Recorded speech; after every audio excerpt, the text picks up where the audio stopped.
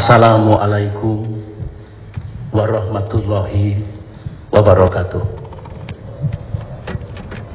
Salam sejahtera untuk kita sekalian.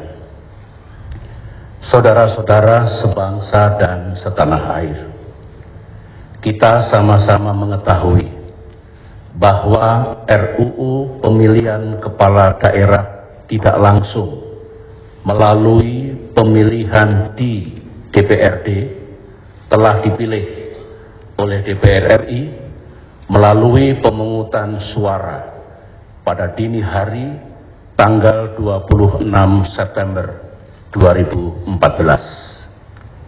Terus terang, saya tidak setuju atas keputusan tersebut. Saya tetap konsisten memilih pilkada langsung oleh rakyat dengan perbaikan-perbaikan.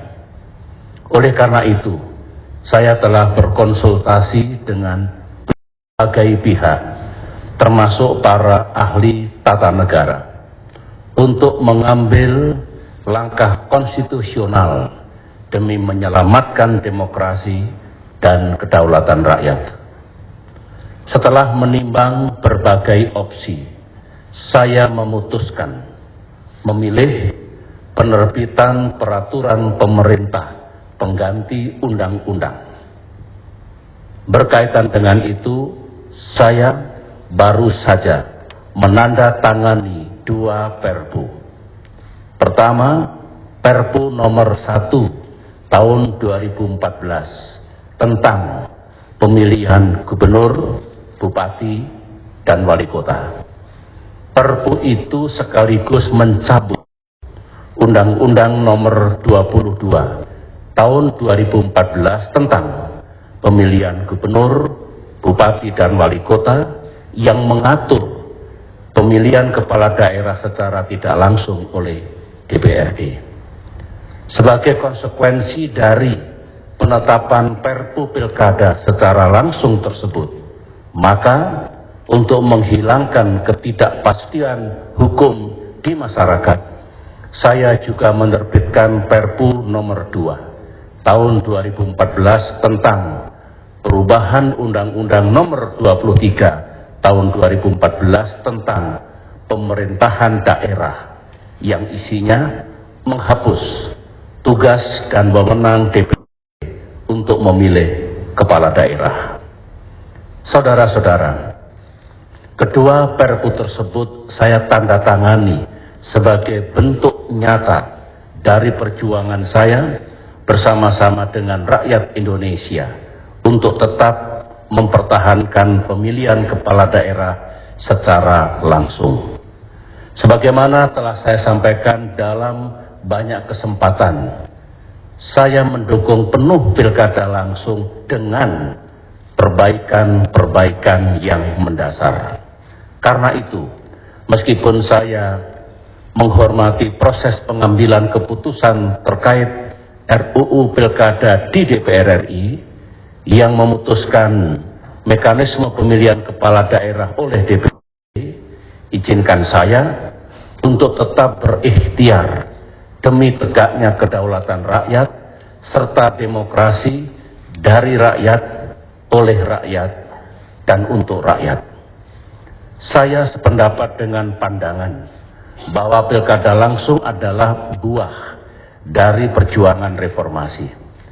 Saya sendiri menjadi presiden melalui pemilihan presiden langsung oleh rakyat pada tahun 2004 dan tahun 2009. Maka sebagai bentuk konsistensi dan ucapan terima kasih kepada seluruh rakyat Indonesia yang telah memberikan kepercayaan kepada saya selaku presiden selama 2 periode ini, kiranya wajar jika saya tetap mendukung pilkada secara langsung.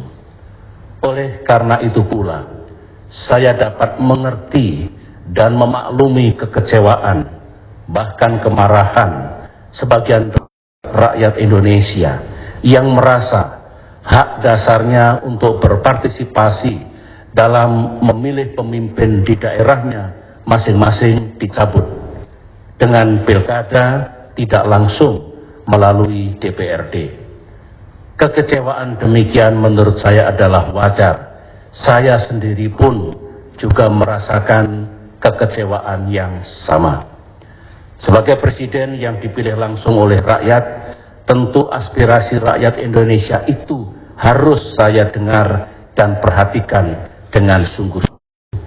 Apalagi aspirasi itu sejalan dengan pemikiran saya sendiri, yaitu sekali lagi pemilihan kepala daerah secara langsung oleh rakyat dengan beberapa perbaikan dalam penyelenggaraannya sehingga tidak menciderai hak rakyat dalam berdemokrasi.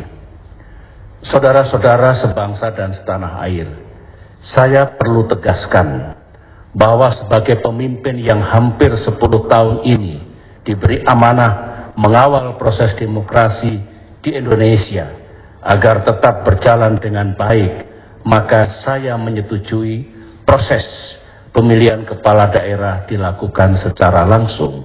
Namun, pada saat yang bersamaan, saya juga mengerti bahwa dalam pelaksanaannya ada banyak hal yang perlu diperbaiki.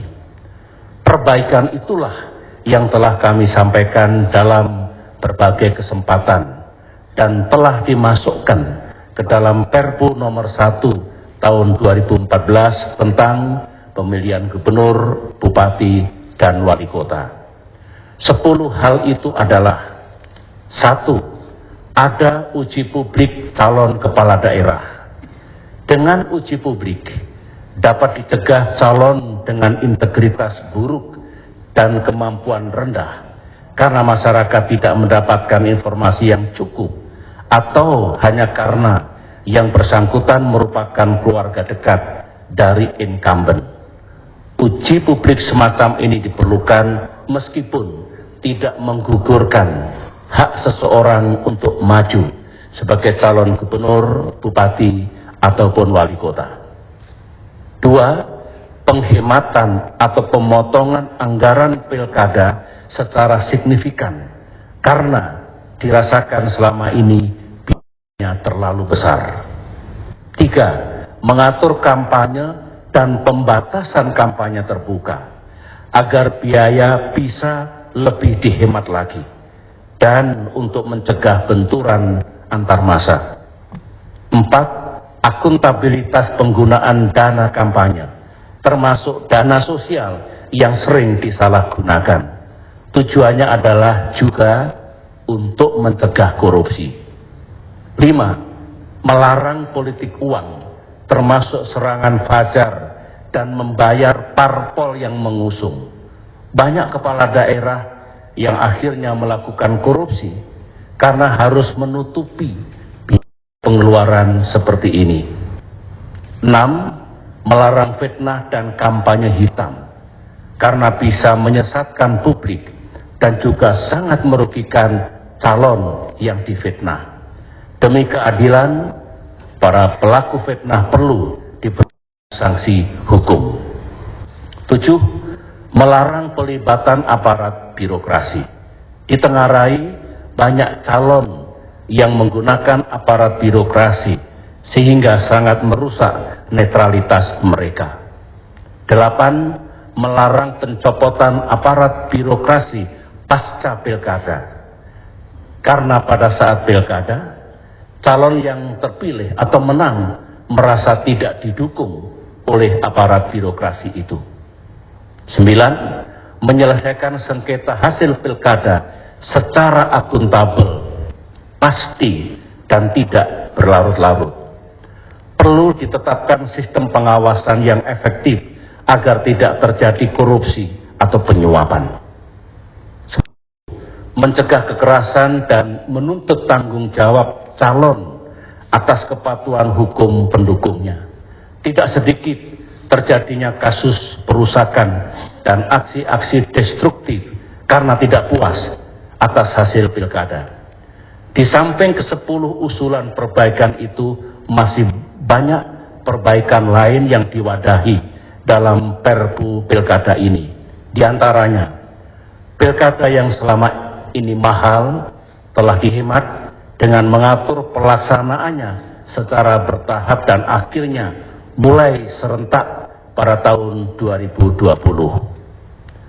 Hasil komunikasi politik yang saya lakukan dengan kalangan partai politik dan kalangan DPR RI dapat saya ketahui bahwa bagi yang memilih untuk mengubah sistem pilkada langsung ke pilkada oleh DPRD karena juga melihat tidak sedikitnya ekses dan hal-hal negatif dari sistem pilkada langsung ini, mulai memahami perbaikan mendasar yang pemerintah inginkan dalam Perpu ini di samping merupakan hasil evaluasi pemerintah sendiri, sekaligus juga untuk mewadahi keprihatinan dari mereka yang berpikir bahwa pilkada oleh DPRD lebih baik.